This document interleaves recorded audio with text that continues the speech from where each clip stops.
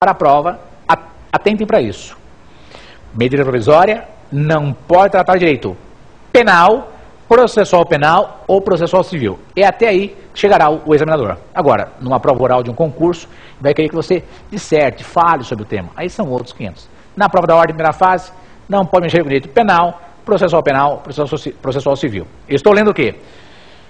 Artigo 62, parágrafo 1º, inciso 1º, acabei de sair da linha B, estou indo para a linha C. Diz lá na linha C, medida provisória não pode tratar de organização do Poder Judiciário e do Ministério Público, a carreira e a garantia de seus membros. Pensa, medida provisória é editada pelo Poder Executivo. Ele não pode usar da medida provisória para afetar o Poder Judiciário e nem o Ministério Público. Não pode. Carreira, garantia de seus membros. Aí é a questão da separação dos poderes, né? Além de ter aquela questão da separação dos poderes, ele não pode mexer com tais assuntos. Tá? A medida provisória não pode mexer com direitos, garantias dos membros do Ministério Público e da magistratura, Poder Judiciário. Entendeu? Bom, acabou aí? Não. Meus caros, ainda tem mais proibições. Presta atenção. Na linha D, e essa cai muito em prova, ó. Planos plurianuais, diretrizes orçamentárias, orçamento e critérios adicionais e suplementares. Quer dizer, medida provisória na prova. Não pode tratar de, vou repetir, planos plurianuais, diretrizes orçamentárias, orçamento e créditos adicionais e suplementares, ressalvado o previsto no artigo 67, parágrafo 3º. Presta atenção. Meus caros, em caso de guerra, o presidente pode editar medida provisória para criar crédito extraordinário? Sim. Então, a ressalva você precisa checar depois. Em caso de guerra, por exemplo, pode ser editada a medida provisória para criar crédito extraordinário. Então, é a pegadinha de prova. Então, em regra, via de regra, normalmente não se pode mexer com orçamento, tá? Ou algo vinculado ao orçamento. Mas, em caso de guerra, vai ser possível sim para criar crédito extraordinário, ok? Só isso? Não. Eu li o inciso 1º do parágrafo 1º do artigo 62. Tem mais coisa? Tem. O inciso 2º diz assim, ó, que vise a detenção ou sequestro de bens de poupança popular ou qualquer outro ativo financeiro. Meus caros, para evitar o que foi feito pelo ex-presidente Fernando Collor de Mello, que reteve o dinheiro no banco, lembra que você ficou com 50 cruzados, alguns 50 reais, nem lembro que moeda era. Lembra que ele ficou 50, você tinha 50 na conta só, na sua conta bancária. Para evitar esse tipo de coisa, a emenda constitucional 32 colocou lá, ó, você não pode usar a medida provisória para reter qualquer ativo financeiro, em especial bens e poupança popular. Já que eu em prova da ordem de São Paulo há algum tempo atrás, presta atenção. Medida provisória não pode determinar o sequestro de bens de poupança popular? Não. Agora, qual que é o gênero de tudo isso? Qualquer ativo financeiro. Medida provisória não pode deter, sequestrar, né, reter qualquer ativo financeiro, em especial bens e poupança popular. Acabou? Não. Presta atenção. O inciso 3º diz assim, matéria reservada à lei complementar. Então pensa comigo. Se eu tenho uma matéria que deveria ser tratada por lei complementar, então a minha dica é o seguinte, você vai pegar a sua Constituição, você que é concursando, vai prestar a prova da ordem em concurso público, e vai localizar quais são os assuntos que falam de lei complementar. Você vai perceber assim, mediante lei complementar, nos termos de lei complementar, esses assuntos que envolvem lei complementar, adivinha o que o pessoal do CESP Nacional e o pessoal de Minas faz? Presta atenção. Vou te dar um exemplo. IGF, Imposto sobre Grandes Fortunas. Se vier a ser regulamentado esse imposto, tem que ser através de lei complementar.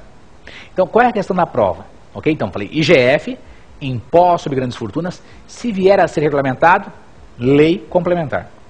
Na prova eles colocam o quê?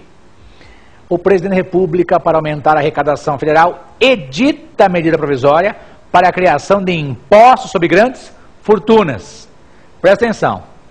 Se você já tinha lido que IGF é criado por lei complementar, claramente você vê uma inconstitucionalidade formal. Como assim? Foi violado um procedimento. Inconstitucionalidade formal, foi violado um procedimento. Então vem comigo. Se foi dito, se está dito na Constituição que certo tributo é só através de lei complementar, o que eu posso usar? Só lei complementar. Se certo assunto é só através de lei complementar, o que eu vou usar? Somente lei complementar. Não posso usar outra espécie normativa. Só lei complementar. Isso está claro para nós no inciso 3º do parágrafo 1º do artigo 62. Matéria de lei complementar não pode ser utilizada medida provisória. Acabou? Não. O inciso 4º diz assim para a gente: já disciplinada em projeto de lei aprovado pelo Congresso Nacional e pendente de sanção ou veto do Presidente da República. Meus caros, pensa comigo. Se eu tenho um projeto de lei que já foi aprovado pelo Congresso Nacional, e onde está? Ele está lá com o presidente para fazer o quê? Sancionar ou vetar. Então, em linguagem bem simples é isso. Se eu tenho um projeto de lei que está com o presidente para ele sancionar ou vetar, está nessa fase, o que ele pode fazer? Sancionar ou vetar? Ele pode editar medida provisória? Resposta: não, ele não pode editar medida provisória. Então, se eu tenho um projeto de lei, está na mão do presidente, para ele sancionar ou vetar, ele não pode editar medida provisória. Tranquilo? Se é algo inconstitucional, estaria violando o inciso 4º do parágrafo 1º do artigo 62. As vedações chovem, despencam nas provas. Prova da ordem, concurso público, etc. Que é uma magistratura recente aqui de São Paulo. Junto comigo, então. Meus caros, se eu tenho um projeto de lei aprovado pelo Congresso, em concursos bem difíceis, cai assim, ó. Projeto de lei que já passou pela fase do autógrafo. Meus caros, quando se fala em fase do autógrafo, é que já tem o esgotamento das votações lá no Congresso Nacional. Então, se já passou a fase do autógrafo, é sinal o quê? Sinal de que está com o presidente para ele sancionar ou vetar. Se está na mão do presidente o projeto de lei para ele sancionar ou vetar, ele não pode pegar esse projeto, transformar em medida provisória e editar. Não pode. Proibição expressa. Eu tenho uma inconstitucionalidade também formal. Tranquilidade? Agora, pensa comigo, pessoal. Vou fazer uma revisãozinha rápida. Se eu tenho lá um assunto que só poderia ser tratado por lei complementar, o presidente edita medida provisória. Eu tenho o quê? Uma inconstitucionalidade formal. Foi violado o procedimento. E agora vamos avançando. E se essa MP também violou o direito do contribuinte? Aí eu tenho, presta atenção, uma inconstitucionalidade também material. Inconstitucionalidade formal, foi violado um procedimento previsto na Constituição. Se além dessa violação eu contrariei um direito, eu também tenho uma inconstitucionalidade material. Pensa comigo, questão difícil do CESP. Meus caros, foi criado um novo tipo penal através de medida provisória. Foi criado um novo tipo penal através de medida provisória. Medida provisória pode tratar de matéria penal? Não. Então eu já tenho uma inconstitucionalidade material, porque eu ofendi um direito. E formal, também formal, porque não posso usar medida provisória para criar tipos penais. Só leis ordinárias podem criar tipos penais. Essa é a regra, ok? Lei complementar poderia? Excepcionalmente poderia. Mas normalmente quem cria tipo penal? Lei ordinária. Agora pensa comigo. Se eu tenho uma medida provisória que criou indevidamente um tipo penal, eu tenho uma inconstitucionalidade formal, violação do procedimento, não pode usar medida provisória, e material, porque eu ofendi o direito de alguém, ok?